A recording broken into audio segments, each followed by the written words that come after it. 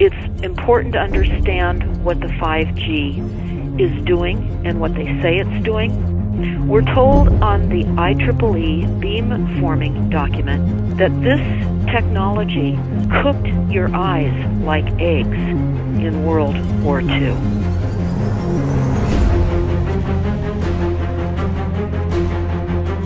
And you all need to understand these are military weapons. These are assault frequencies. If you garner nothing more than that, that's what you need to know. It's microwave radiation warfare, is what this is.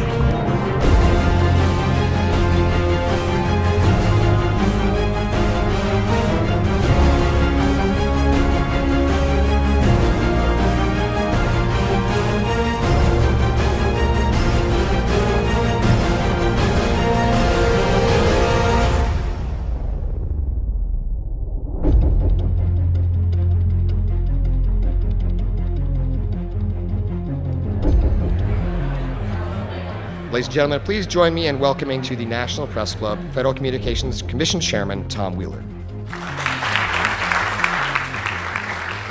It's an honor to be here at the National Press Club. The first generation wireless, 1G, was voice. The second generation, 2G, allowed both talk and text. Third generation, 3G, the internet, in a limited way. And today's technology, 4G, completed that digital migration. But if anyone tells you that they know the details of what 5G is going to become, run the other way. This video is brought to you by the number 5 and the letter G. And pretty soon, everything else will be too. I have to tell people 5G is a killer. I'm Mark Steele. Anybody who hasn't heard me, I'm a weapons systems head-up display expert, one of the leading experts in the world. I've actually brought cover in relation to this, and the reason I became an expert was to invent them. What I'm going to say to you today, do not believe a single word I say. Not one. I want you to do your own research. You'll find it's absolutely terrifying. You got your body card? Aye. Oh, good lad. Right, because I can talk to that. This 5G roll-up is a weapon system. I've got a letter in with central government because I know about weapon systems more than anything other. In Britain, in a place in the north of England called Gateshead, a scientist there called Mark Steele has been very publicly and actively warning people about the effects of LED streetlights, which he says in Gateshead are emitting now 5G. Right, what's the crack? Hey, lads. I'm just having a word with these Gateshead council workers about replacing these transmitters on these lights that are causing harm and assaulting the community. This is an existential threat to the economy, to the environment and humanity. If these transmitters are everywhere, then everyone's at risk, surely.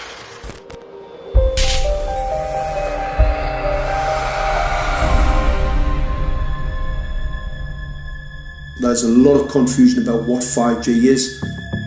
The G stands for generation. So you started off with the first transmitter system. Back in the 1980s. In the 80s, yeah. So you had 1G, then you had 2G. And as the generations moved on, you started to see more complex signal systems, cleverer pieces of antenna designs, etc., etc. So the whole thing became more data, quicker downloads, etc., etc. However, 5G is something completely different. Alright, let's get a breakdown. Let's tell the people what this really is. This is the 5G transmission device. Blinking heck, that's a hell of a beast, that, isn't it? These are the uninsurable transmitters. Just get a good look at that, guys, because obviously I know there's quite a few experts who want to see more detail about the transmitters and the chipsets. Just have a good look, boys. This is the control management system masquerade. There's an antenna there, you see that? What is this phased array antenna here? What's that? This is for phased array, alright? As you'll see, it's got a driver, it's got some chip there. It's one chip. Look at the chipsets on this. This is your dystopian world. What did Gateshead Council say? I'll tell you what, I think we better send some of these educated fools back to school, or just send them to prison, whichever's the easiest. I think prison's probably better. Alright, that's 5G, guys. That's 5G hardware. You must consider the whole part played by electricity in nature. Human beings cannot go on developing in the same way in an atmosphere permeated on all sides by electric currents and radiations. It has an influence on the whole development of man. This life of men in the midst of electricity, notably radiant electricity, will presently affect them in such a way that they will no longer be able to understand the news which they receive so rapidly. The effect is to damp down their intelligence. Such effects are already seen today. Even today, you can notice how people understand the things that come to them with far greater difficulty than they did a few decades ago. Rudolf Steiner, 1924. Rudolf Steiner noted that in 1924, since then our atmosphere has become far more permeated with electric waves of widely diverse types. There's no doubt now that electric waves, electromagnetic forces, cause direct biological effects. There's thousands of peer-reviewed papers on this subject.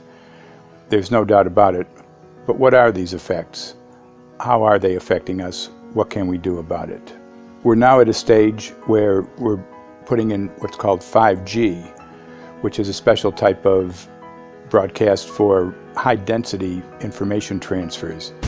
And it turns out that this is the same frequency bands that are used in crowd dispersal weaponry.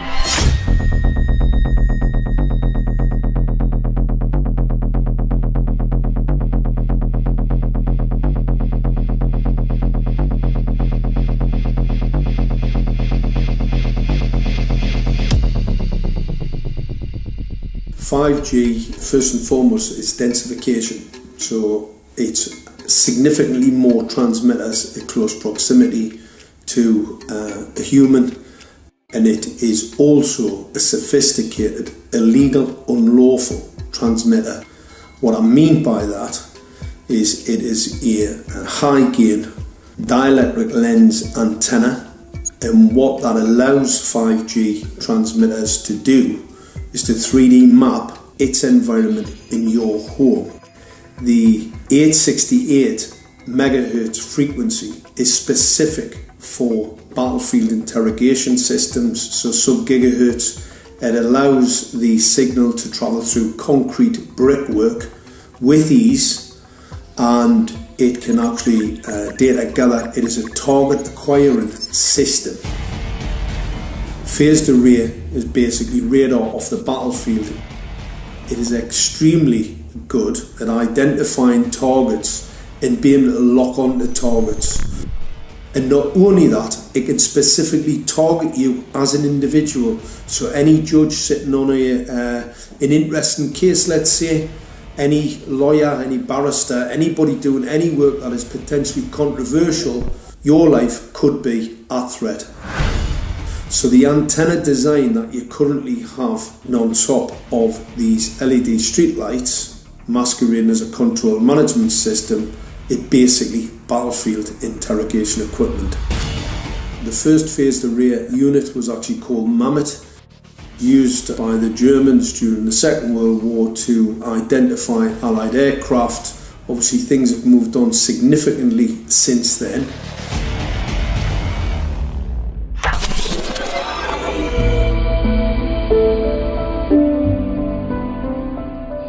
Well, I joined the Royal Navy in 1960, and I specialised in microwave warfare. Radar, obviously, which uses microwave, but they don't just teach you radar, they teach you all about microwaves and other uses. So I understood about microwave warfare and how it can damage people, how it can harm people. Microwaves then were used as weapons, as they are today.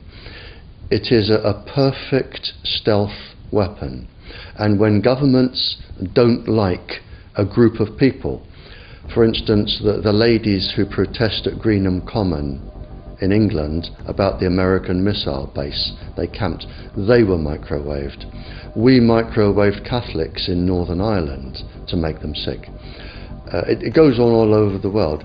And it's a weapon that you don't know you're being targeted, because the dose is very, very low, which is actually more dangerous than a high dose. It's very, very low, and it may take a year or two, but you can cause neurological damage and cancers with low-level microwaves, and you can make all your opponents sick. It's a perfect weapon for a government.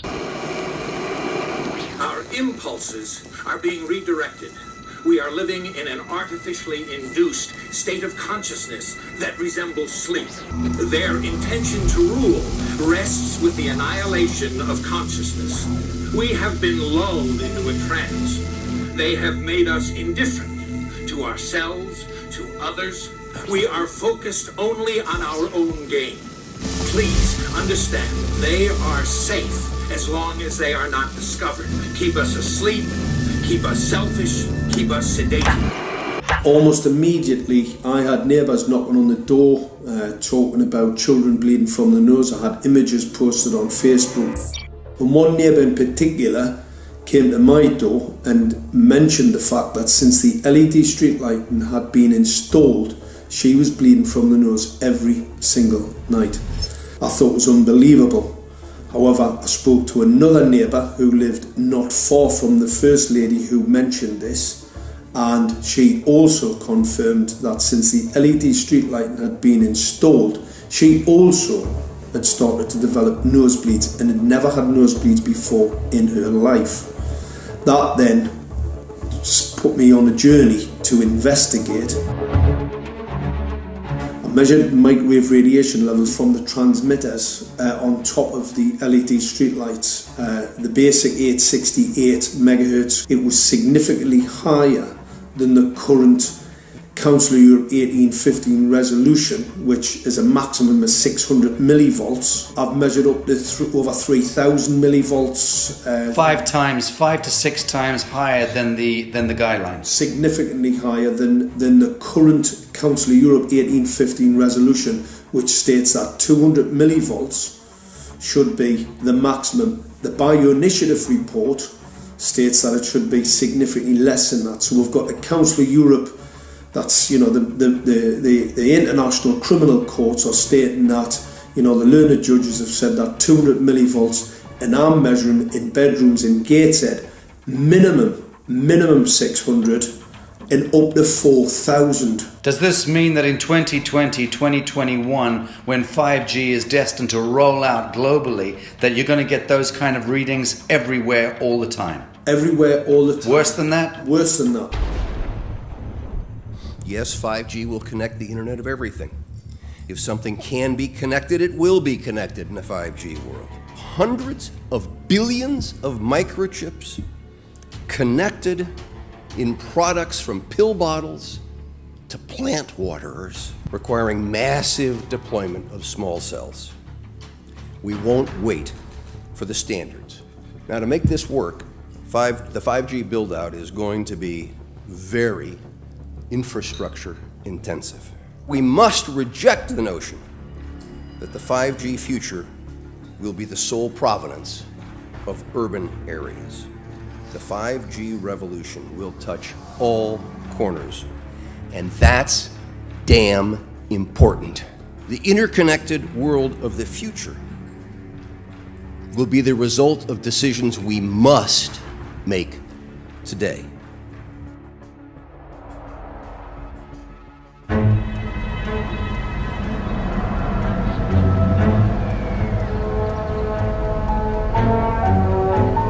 The main issue before us today is Senate Bill 637 and Senate Bill 894, the former by Senator Hune, the latter by Senator Knopf. We're going to invite the first four witnesses in support of the legislation, and that would be John Jones with Sprint, David Lewis and Andy Emerson with AT&T, Neil Krevda with Verizon, and Frank Iacovetti Jr. with T-Mobile. So be straight with me. Is it true? It could be. No, well, very no few cases. There at was all. an unfortunate It's really a incident out in complicated Iowa. Look, gentlemen, practice these words in front of the mirror. Although we are constantly exploring the subject, currently, there is no direct evidence that links cell phone usage to brain cancer.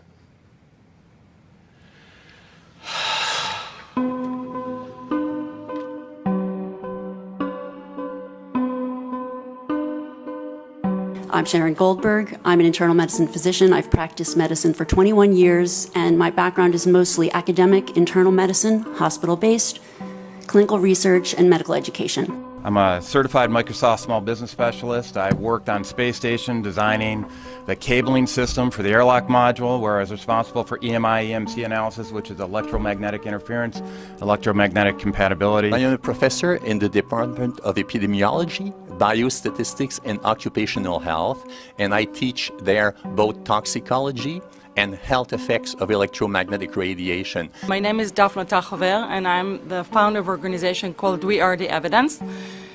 We are an organization that represents the many adults and unfortunately many children who have become very sick from wireless technology radiation. There seems to be a couple false Easter eggs being put out there right now. I want to make sure we dispel that right off the gate. The effects of wireless on health scientifically are very, very clear.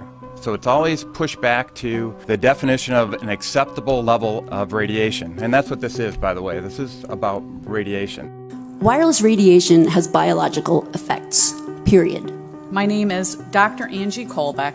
I've been reviewing the studies showing the impacts of wireless radiation on our health, and there are now thousands of studies showing the following adverse health impacts to wireless radiation: cancer, oxidative damage, DNA damage, DNA failure. Things like memory, dizziness, anxiety, brain fog. Headaches, nosebleeds, cognitive problem, exhaustion. We have evidence of DNA damage, cardiomyopathy, which is the precursor of congestive heart failure. Short and long-term memory loss, decreased attention spans, lower reaction times, even involuntary contractions of muscles causing misalignments of spines and jaws. Breast cancer. We suddenly have breast cancer in women who have no DNA predisposition.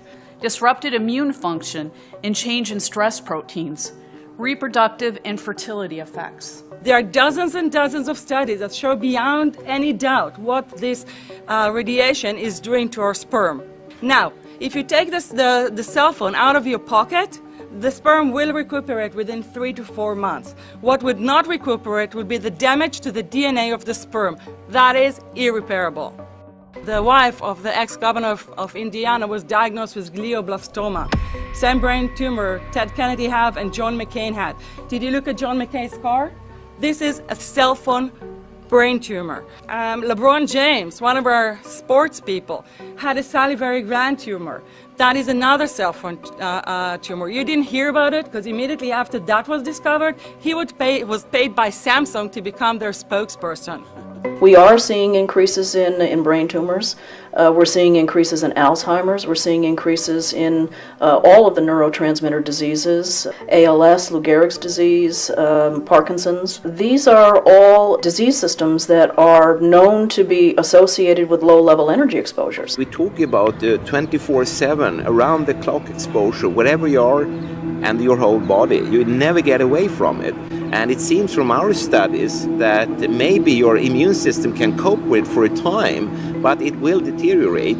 Then the irradiation will definitely damage cells at a deeper level, and the question is what will then happen?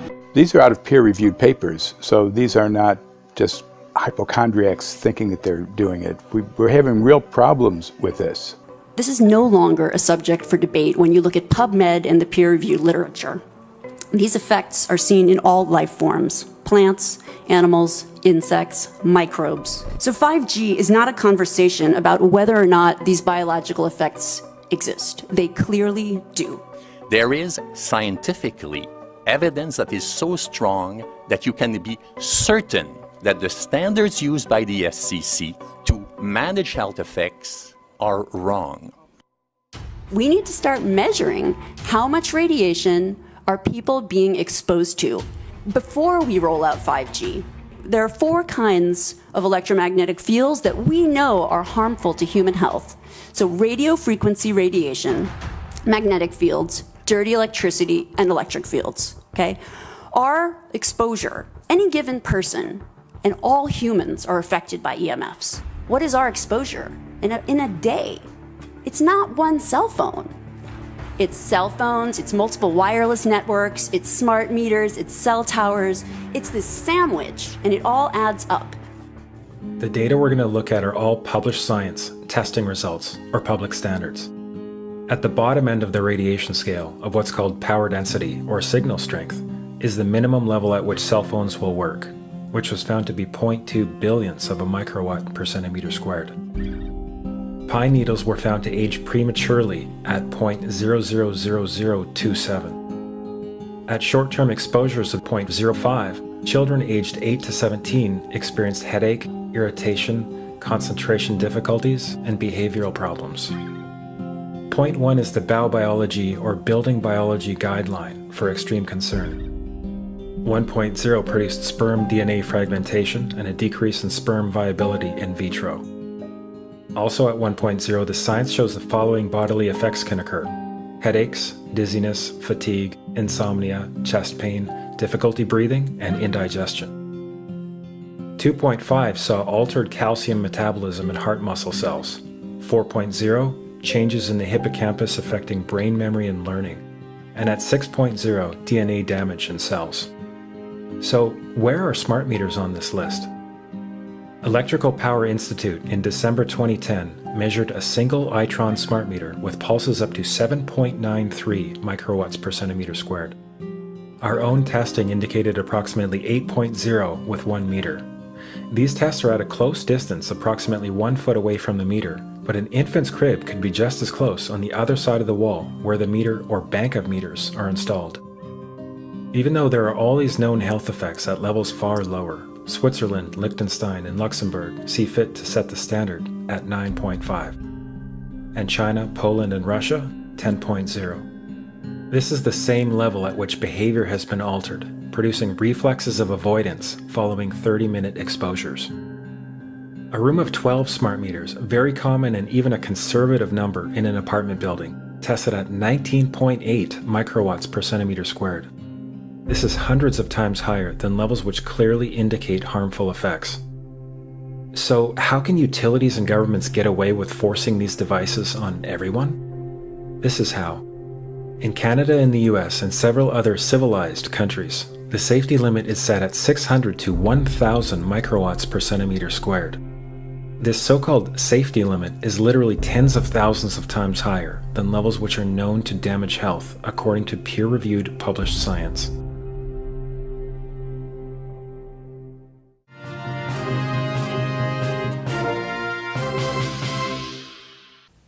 Faster, better, more reliable internet. That's the promise of 5G technology, but there is also the peril.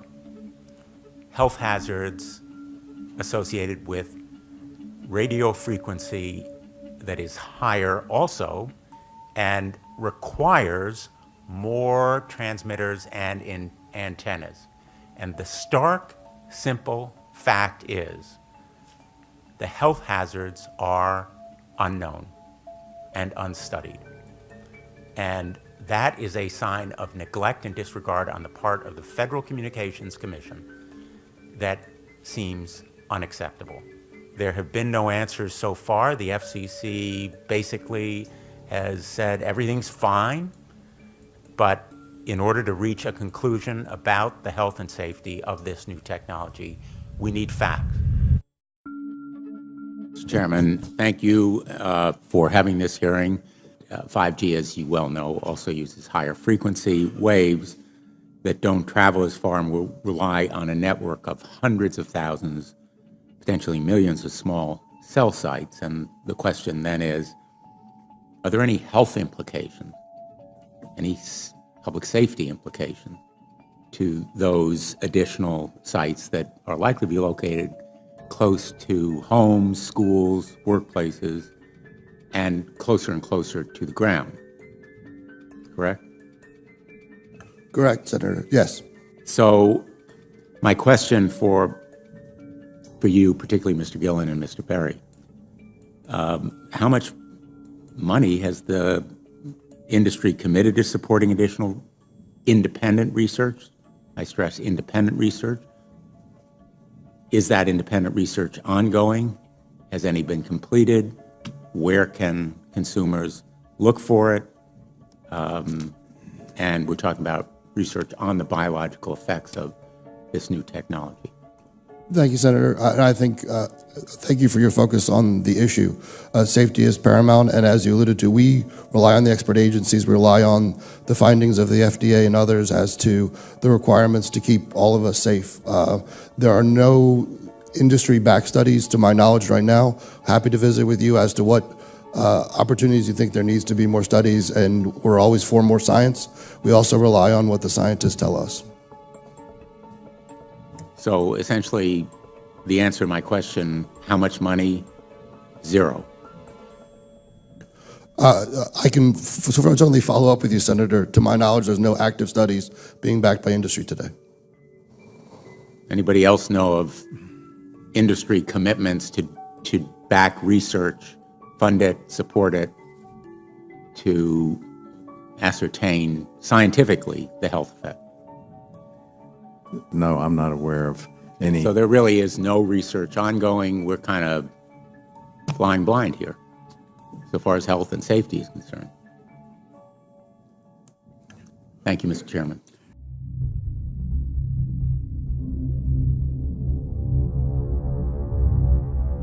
You're a trained medical professional. Yes. We don't have one on the panel. What are we to make of the American Cancer Society, for example, telling us there's no evidence of harmful product? Many of these organizations have conflicts of interest. Very briefly, if you can, what do you mean by conflict of interest? One of the first things that you teach residents is that you always have to look at the funding. There's a tremendous amount of sponsored research by people who are hired to do studies to find no effect. And that's plagued this field in a number of countries. The radio frequency radiation work that we did was supported by Motorola. The relationship was really very cordial and very stress-free, but only up until we started generating data. These folks were very, very upset and began to talk about how are they going to handle this, what sort of spin can we put on this, what can we expect from this, and from that point on the relationship changed. What we saw was that Motorola began to exert more and more control over the work, telling us what to do, telling us how to write abstracts, what to say in the abstracts, what to say in the papers, how to do the work. No, don't do this. Yes, do it this way. This was unacceptable. I had completed our study of DNA damage, and I submitted the final report to Motorola. They simply weren't willing to accept my interpretation of my study, my evaluation of my study, my knowledge of science at that point, and tried to urge me not to publish the study. Did you hear about people coming to you as far as having complaints about illness? We were made aware of health complaints following installation of smart meters, and we wanted to verify this using our field work. So I measured the field of about 30 different people while they stood 1 foot in front of the smart meter, and in every single case, the human energy field was obliterated as they stood in front of the smart meter. So in our first slides, what we see is normal cells, and the structure of the cells is intact and sound. This is what we would expect from a normal sample. So after 2 minutes of exposure in front of the smart meter at about 1 foot away, we see a totally different story. Sample 1, you can see a lot of degradation in the cells. The cell walls have been broken, and you see changes in the cells which are called mycoplasma. It shows a mutation to the cell. In the second sample, we see a different type of degradation to the cell membranes. You can see a corrugation here. This is called bottle cap formation, and it's known that this occurs due to oxidation or exposure to free radicals. So this third subject, when we did her sample, she had to be pulled away from the meter after 45 seconds because she complained about an increasingly severe headache. And here you see a phenomenon called rouleau, where the red blood cells are stacking up, which makes it very difficult for the blood to deliver oxygen to the tissues as they would be their normal function. Every single one of these is a degradation. Every single one of these shows a trauma to the blood cells, and that came from something, and the only variable was the smart meter. The good news in all this is the patient and the blood can return to normal once they have been removed from the influences of these stressors.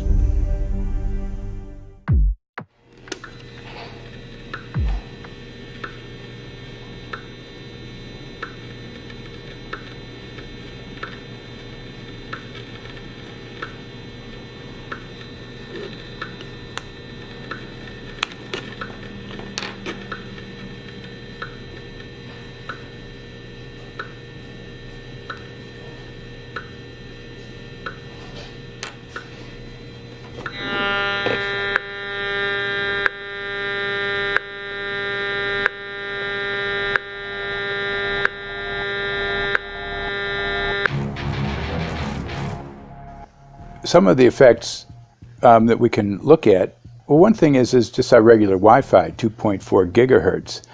That's in the same range as microwave ovens, which are also called radar ranges, because that is radar.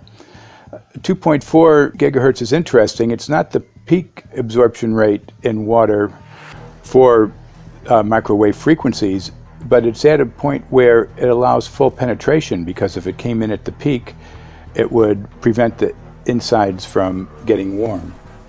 So that's with basic Wi-Fi. Now when we look at 5G, 60 gigahertz, this is what they call active dispersal sort of weaponry, just to keep people back. It burns the skin. It doesn't penetrate, but 60 gigahertz is the frequency of oxygen molecule absorption. Since they have electrons that they share with each other, what we breathe is actually O2, pair of oxygen. So being bombarded with 60 gigahertz could very well impair our oxygen absorption rate in our body, and thereby the whole basis of our living system. Martin Pall says, putting tens of millions of 5G antennas without a single biological test of safety has to be about the stupidest idea anyone has had in the history of the world. So assessing all this, we have experts in various fields: military EMF weaponry, biological effects on humans, firefighters that are getting cognitive impairment by being there in them, countries that are banning these sort of technologies around schools because of the impairment to cognitive. Let's weigh that up in light of what Rudolf Steiner said in 1924 about just mere radio causing the impairment of cognitive functions on people, that they can receive news from around the world, but they can't understand it as well because of the effect of the electricity. We have to say, something smells sinister here. With the 5th generation, it's actually a whole new ballgame. It's not using the same technology. They're switching to military-grade millimeter wave technology. And when you look at this technology, I mean, if you go and look at DARPA reports, come and look at some of the patents that the United States military has put out on what they can do with psychological weapons, all sorts of things, crowd control, active denial, anything you can think of, this is what they can do with 5G. So any type of military application you can think of which has an electromagnetic base, they can do with 5G. And they're putting this out blanket across the population. Ladies and gentlemen, the President of the United States. Good evening, my fellow Americans. In the councils of government, we must guard against the acquisition of unwarranted influence, whether sought or unsought, by the military-industrial complex. The potential for the disastrous rise of misplaced power exists and will persist. We must never let the weight of this combination endanger our liberties or democratic processes.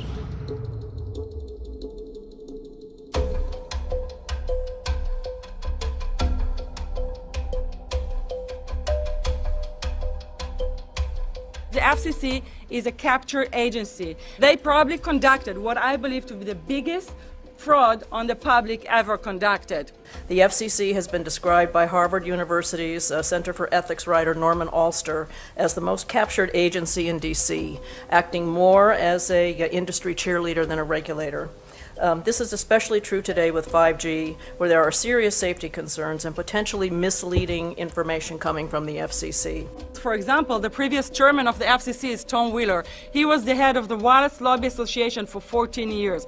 Now remember, Obama told us there would be no lobbyists in his administration, so he took the biggest lobby and put him as a head of the FCC. And that's damn important.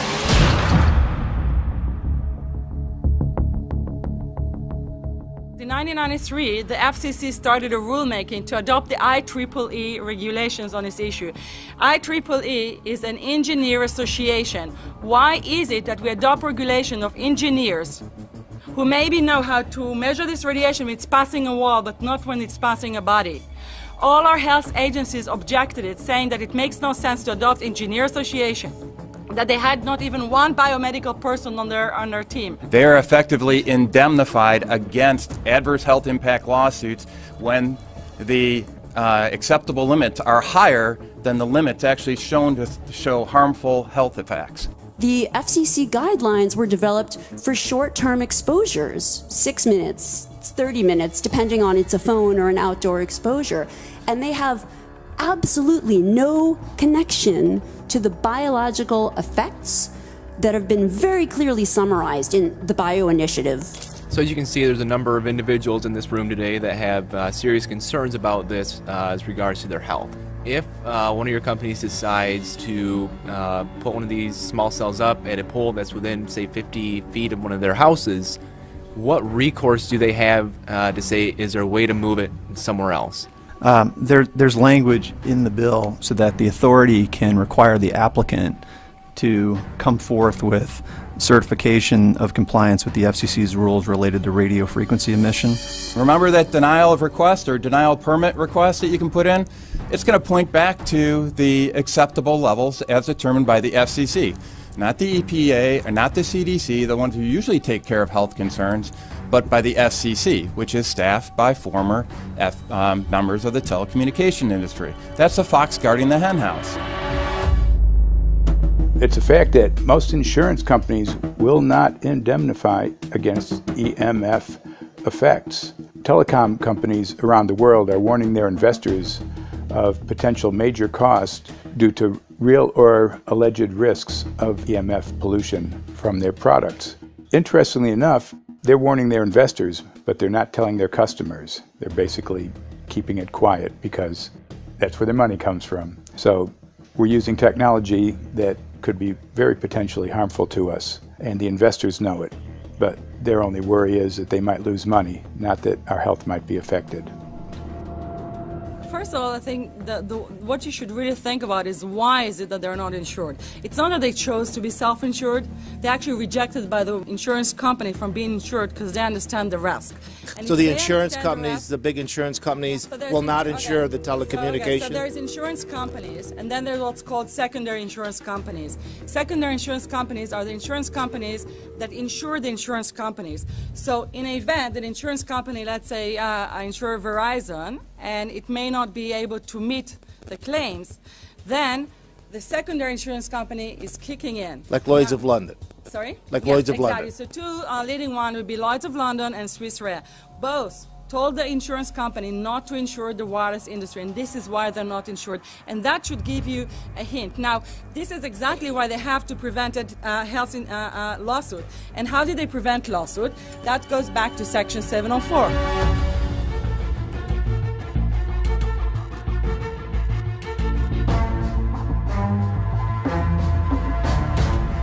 Section 704 was passed in 1996. This is how our rights in regards to health were taken away by the wireless industry. What this legislation did, it gave the power to regulate the health effects of wireless technology to the FCC. FCC is a spectrum auctioning agency. It's not a health agency. They don't even have one biomedical person on their team. And then the other thing that Section 704 did,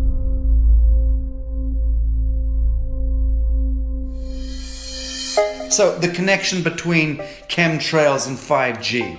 It's all interconnected. The metallized particulates, that would allow the 5G phased array, so basically the radar, that would allow it to be able to identify you, so it can watch you, it can identify you in your own home 24 hours a day, 7 days a week. For the last X amount of years, we've been through chemtrailing, and that is now the cat is out of the box. We've had these nanoparticulates raining down on humanity for years now, impregnating our bodies, by best account staying inside our bodies. Those nanoparticulates, what you're saying, are building up a kind of a phosphorescence glow capability so that we can be flagged up in our homes, behind concrete and steel, inside bunkers, in the basement, doesn't matter where you are. The 5G will be able to now triangulate, map and read you, because you as a living being are impregnated with these nanoparticulates, which are acting as a kind of transmission and reception technology. It's exactly, absolutely exactly.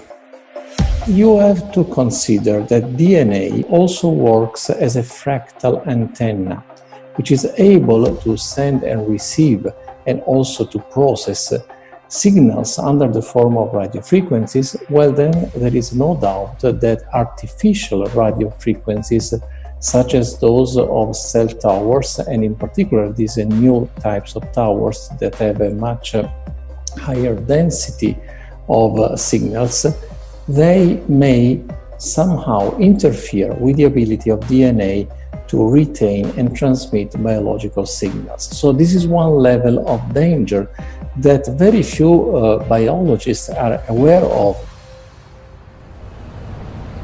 How much effort was put forward to address this, what most of these people are, or many of these people are here for, which are the health concerns? Was there any dialogue back and forth? Was there any working, was there many studies evaluated to look at regarding this area? Maybe not every person that has concerns on the legislation was brought to the table. Okay, so from your perspective, you feel that there was a legitimate amount of time to evaluate the data that the opposition would have on this? Absolutely, and I wouldn't put forth something that I didn't believe in. And I'll tell you, as I mentioned earlier, and it's been commented several times amongst the panel here, this is truly an economic development issue. Our 3-year-old, again at home, is outraged when we pull out the driveway and he's not able to access Wi-Fi.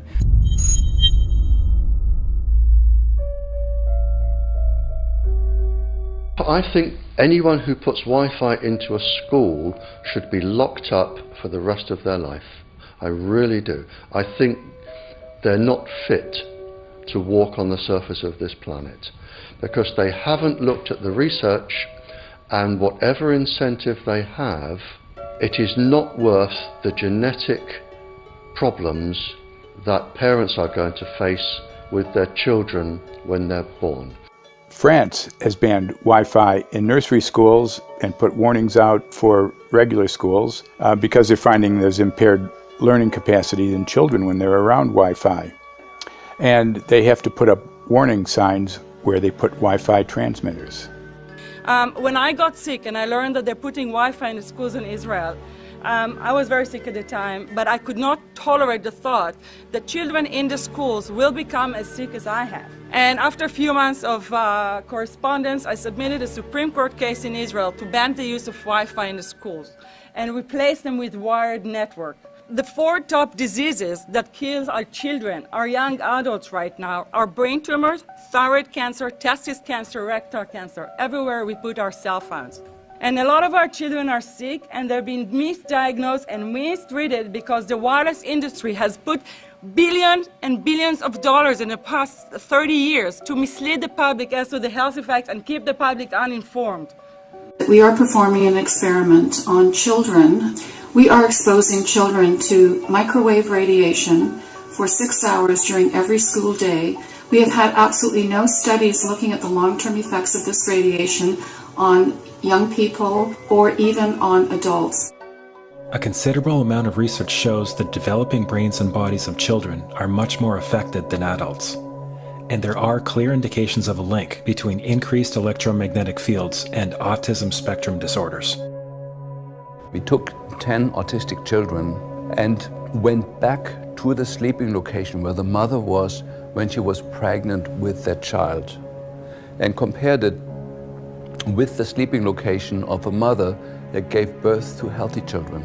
We had 10 mothers in that group, 10 mothers in this group, and in the group of the autistic children, we found that the measurements that we got for the microwave exposure was elevated compared to the group of children that were normal. The fetus is affected.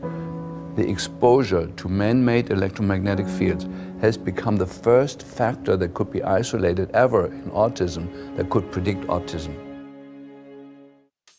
The fifth generation of wireless technology, or 5G as it's being rolled out worldwide without safety testing.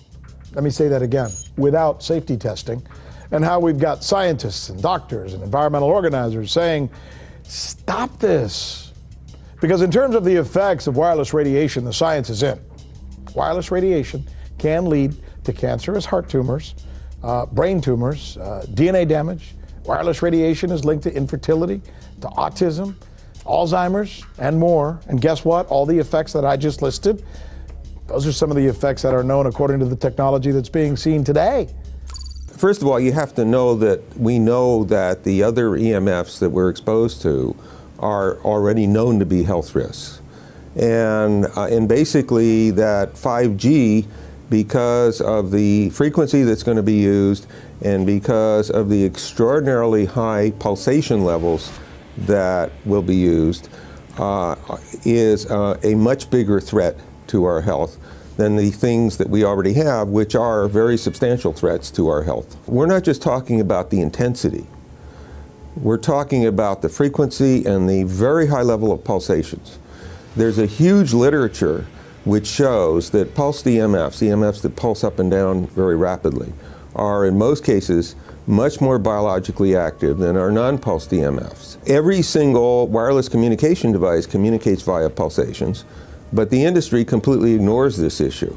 The problem with 5G is that they're planning to put out tens of millions of these antennae all over the place without doing one single biological safety test. Are you implying possibly that we, the consumers, are the guinea pigs since they haven't really done tests to see the effects in a smaller setting? I mean, that's not an implication, it's a statement. We are, yes. Cancer is not the main concern that I have. I'm really concerned about sperm count and about effects on pregnancy. How many of you know that 1 in 6 American couples is unable to have a child when they want to? How many of you know that last year the birth rate in this country dropped the most that it ever has in recent history, 3% in a single year? People look at the sperm, and people use cell phones, and the sperm, usually sperm swim, and they swim straight. But if you expose them to radio frequency, mobile phone waves, they swim in a circle. Studies have been done here in Australia, taking sperm from healthy men. And one test tube gets exposed to cell phone radiation, and one test tube is not exposed to mobile phone radiation. And then the results are evaluated. And this is a measure of vitality. We measure how well the sperm swim. This is a measure of motility. This is a measure of mitochondrial DNA damage. They have 3 times as much damage on their DNA if they have been exposed to mobile phone radiation. The data on that are rock solid. Cell phones can damage sperm quantity and quality.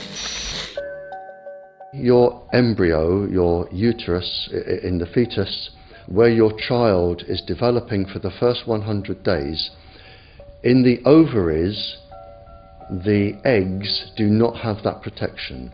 So they are at maximum risk from radiation. And for the first month or so, you wouldn't even know you were pregnant. You wouldn't even be taking precautions. That is the main danger area. So you give birth to a daughter, but her ovaries are now contaminated. She may be normal, she may be genetically damaged, but her ovaries are at the most risk.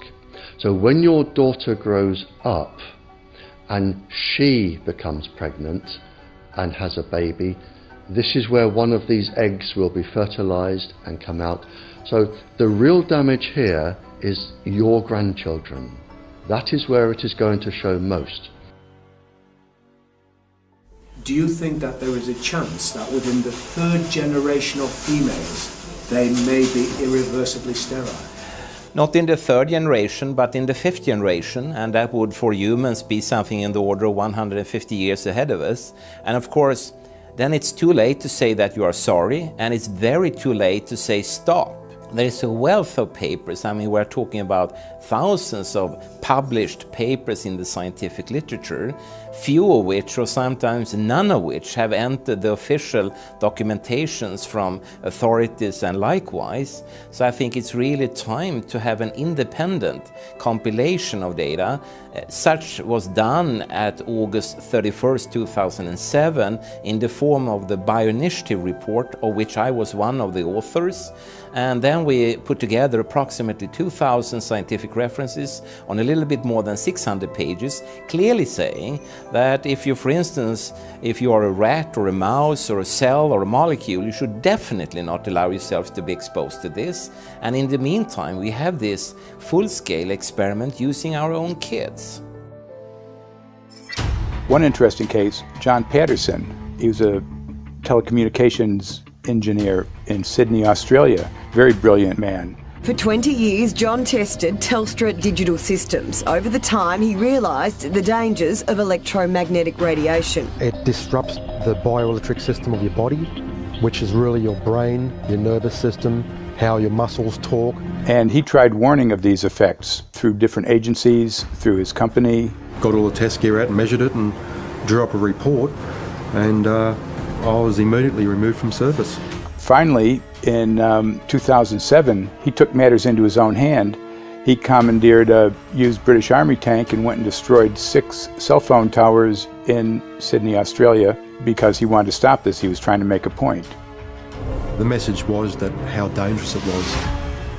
You know, these people were elected by us to manage our infrastructure in a responsible manner. That is the sole purpose of government if it's going to exist at all. And if it doesn't do that, then it has no right. It is invalid. So we need to pull this infrastructure down. We really do.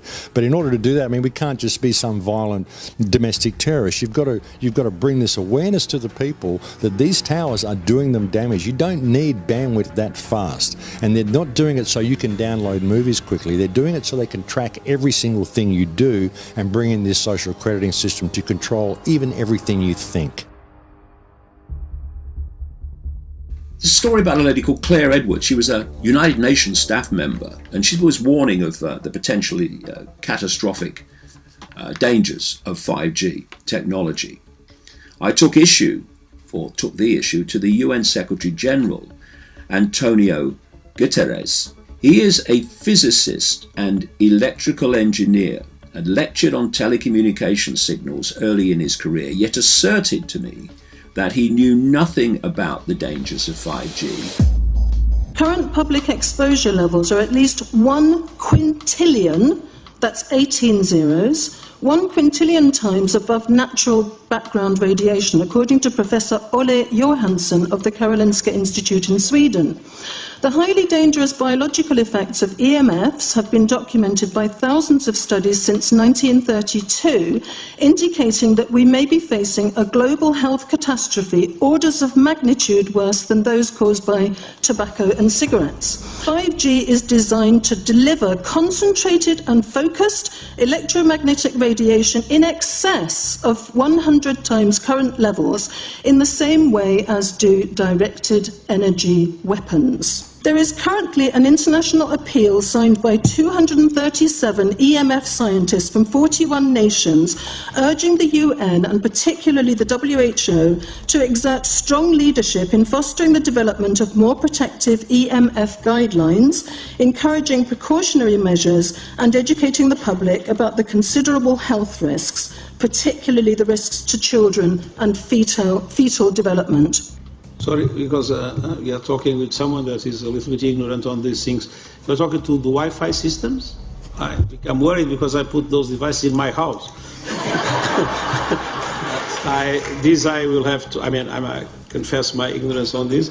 We will have to, but I'm going to raise this with WHO, which I think is the organization that might be able to deal with it properly, because I must confess I was not aware of that danger.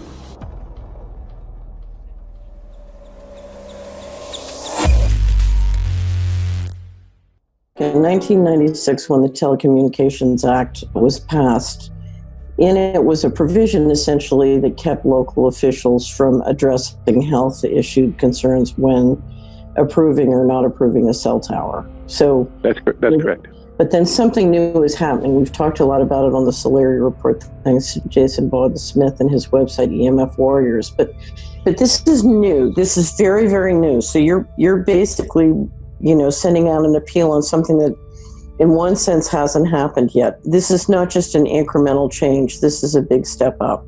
It's a sea change. An onslaught's not an improper word. It's a bombardment. So instead of a cell tower 1 mile or 2 miles from you and you still have cell phone service, we're going to have antennas every block, and some poor soul is going to have one mounted to a utility pole maybe less than 20 meters from their home.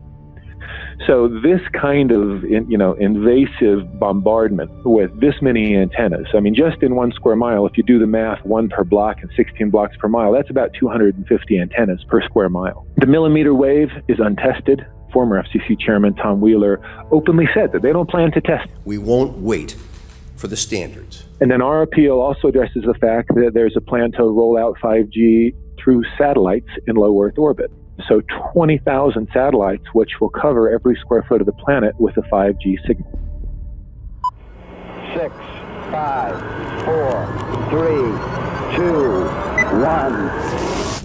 1. Night after night, politicians and other leaders were telling Americans that Sputnik revealed that we were at great risk. Not just our pride, but our security is at stake.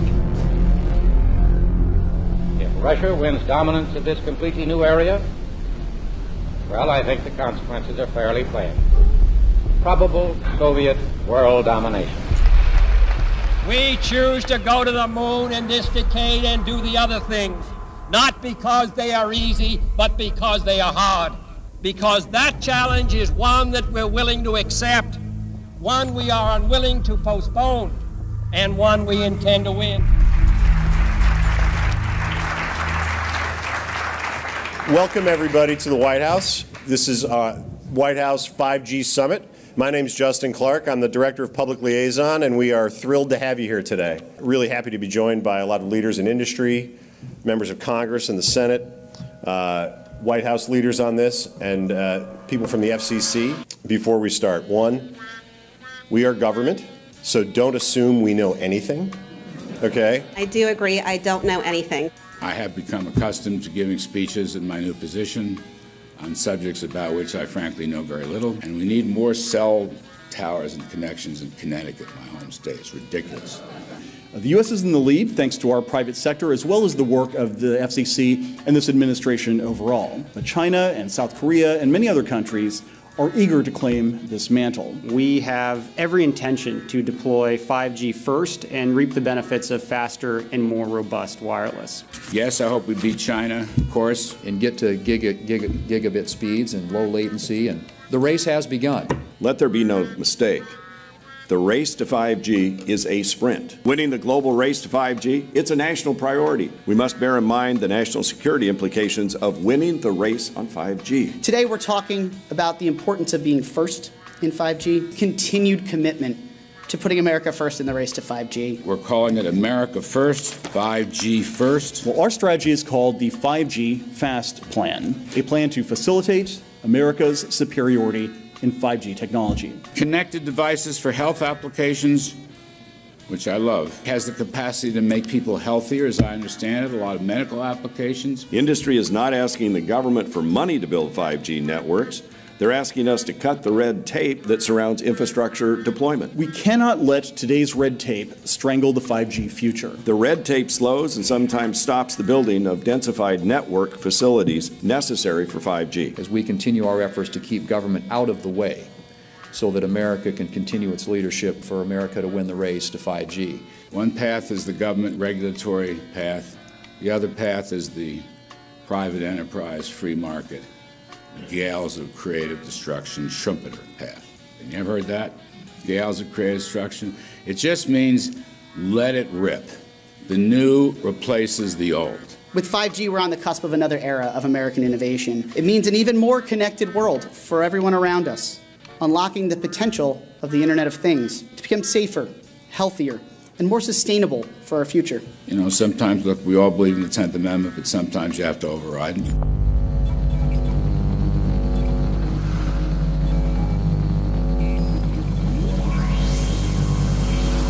By the way, the 1996 bill permits that kind of override. We're not here to be completely heavy-handed, but sometimes you got to do what you got to do. And some of these states or cities that don't want to cooperate want to shake us down. We can't allow obstacles and barriers to stop this movement. That's all.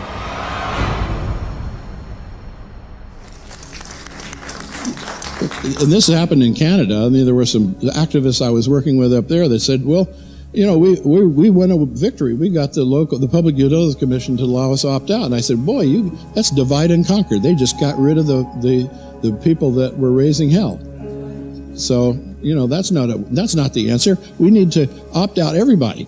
An opt-out is an agreement to pay to not be harmed. An opt-out is volunteering into extortion. An opt-out says that if I don't pay you, you have the right to harm me. So that doesn't work. This is a mandate. This is being pushed down your throat by a company that is not responsive, by a government that is not responsible, and it's being done in a collusion that's designed to undermine the individual rights of individual people in communities across the country and around the world. The Minister for the Environment has a duty. His duty is primarily to ensure that there is cleaner, better, healthier environment for people in this country. It's a simple duty. He also has a responsibility in regard to science and innovation to make sure that that happens. What seems to be happening here, in fact one could say undoubtedly happening here, is he's using science and innovation to ensure that our right to life is threatened. There have been no public debates. There is no public discourse. There are no public disclosures as to why, when, how, what is going on in regard to 5G. That by itself is a breach of ministerial responsibility, and one which we really should look at in terms of a private prosecution against the ministers who have failed to protect our right to life. Okay, smart technology, smart meters, smart cars, not that smart, huh? What does smart mean? Anything that has smart attached to it, secret militarised armaments in residential technology. That's where smart came from. And smart, every bit of technology that you see today has all been developed for either some type of battlefield, some type of intelligence gathering system, and obviously these developments have to be commercialised, and people have actually took them into their homes. The definition of a smart grid is a wireless system that will fundamentally turn every single appliance in your home into the equivalent of a transmitting cell phone. That's every computer, every television, every furnace, every air conditioner, every coffee machine, every printer, every single appliance that you have in your house will eventually, in a smart grid, have an antenna that's embedded into it that will transmit your usage data to a smart meter on the outside of your home that will then transmit your usage data to another tower receiving that usage signal that will then go to the utility company for supposedly billing purposes. Not all signals will just be about your individual use. There will be aggregate meters that will bounce signal from house to house to house within a neighborhood that will then accumulate all of the usage data that will transmit that to the utility company. Now, what that will do is that the end metering system that is transmitting all of that data will be firing an RF signal at many, many times a second, which will increase the average homeowner's radio frequency radiation exposure exponentially. This picture shows some aphids on the leaf of an orange tree shortly after radar equipment was installed at a nearby airport a number of years ago. I noticed that every few seconds, all the aphids would tense up in unison and do sort of a little dance, as you see in the picture. Upon further investigation, I found that the interval of time between the activity of each dance coincided exactly with the rotation of the radar rotor device at the airport, which was a distance of approximately 14 miles. The antenna arrays create this steerable beam, which helps concentrate the energy. The beams get pointed at the user. What's a MIMO tank? Massive in, massive out. British government have got a plan to roll 400,000 out. This is so that you've got 5G in every nook and cranny, every part of the countryside, so that you can have autonomous tractors, believe it or not. However, those transmitters, these are radar. It is phased array radar. Though that radar signal sweeping the countryside will kill every pollinator, every biological structure, it will sterilise livestock, it will kill the ground, so consequently land won't have a value, obviously farmers will die, the community will be under attack. The community will be under attack. If we can't produce food, if we kill all the pollinators, we're in serious trouble. The takeaway is that 5G, the $1 trillion rollout of 5G by our friendly local government, is definitely a weapon system masquerading as a modern efficiency technology. It most certainly is, and what I put it down to, it's economic terrorism. There is no value, nil, in killing off your population, in destroying your ability to grow food, to kill all your pollinators. They may have a nice financial number on a piece of paper, but in reality, dementia, diabetes, all the things that are currently crippling the NHS, a burden on the country, illness, mental health issues, the focus of that cause can be identified and has been identified in the science. The science is proven. The epidemiological data that we're seeing on the street is now substantiating that science. The DNA inside you, the mitochondrial DNA, you can trace unchanged to your mother, her mother, her mother, right the way back to the beginning of the human race in Africa, the Stone Age. It is unchanged, the mitochondria, and that is being unchanged in your children, which means if you damage it, your child could be genetically damaged, then her child, and her child, and her child, forever. You are condemning the future generations of every single child. There is, however, a light at the end of the tunnel, or there is some ray of hope. Thanks to the principles of biological quantum entanglement that we have learned how to exploit in the field of biology and medicine, now we can transfer the information from the microbial DNA to the human DNA. And in so doing, we can train, so to speak, the microbes to withstand whatever extreme condition they are exposed to, including this new technology. And then we can train them to transfer this resilience of theirs to our DNA. So let's say that there are good reasons to be worried about the introduction of these new technologies, but fortunately, since the knowledge in the field of quantum biology, in the field of microbiome medicine is advancing as fast as potentially harmful technology, then we can exploit this knowledge to protect ourselves from any real potential or perceived danger from these new technologies. I've met with molecular and cellular biologists, with blood microscopists, with weapons development experts, frontline activists and researchers, and all the stories I'm hearing from these experts and pundits leads to the same thing. 5G is almost certainly the end game. It is an extinction event brought into our homes, into our classrooms, onto the high street, into the very cells and DNA in our human bodies.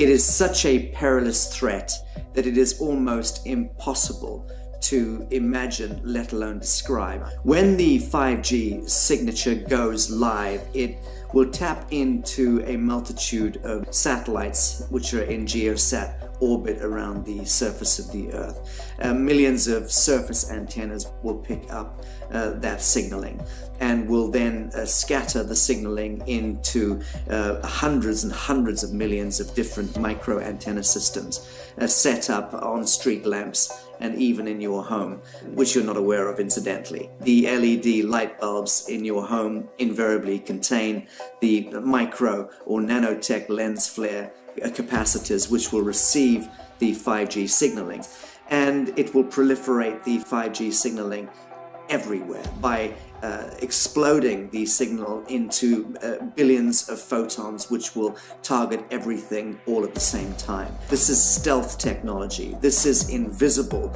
science. But what it means in simple terms is that you will be flagged up, visible, trackable inside your own home. Anywhere you move on the surface of the Earth, they will have a lock and load tracking capability over you. You will be visible to invisible masters, each one of us, all the time. Today, our governments and the corporate sector have managed somehow to infiltrate the mainframe of our civilization and are pushing through a $20 trillion infrastructural rollout without any, and I mean without any, health science running behind it. There have been no tests. Your government and your health authorities are either in collusion on this matter of genocide and ecocide, or they're just damned stupid, and I would suggest it is the latter. Shame on the technologists and the electricians who are furthering this technology in our homes, in our offices, in our streets. Shame on the legislators and the parliamentarians and the troglodytes and bureaucrats that proliferate our society today. Shame on that eschaton for putting their signatures to contracts which allow the fast tracking of this technology into our homes and onto our high streets. Shame on the parliamentarians and international leadership whose wet ink signatures and seals of office are sanctioning and permissioning the rollout of something which is arguably the greatest threat to humankind. Shame on each one of us who now fail to get up out of our homes, walk out of our front doors, and challenge every so-called authority who dares to violate our bodies, our homes, and our future generations.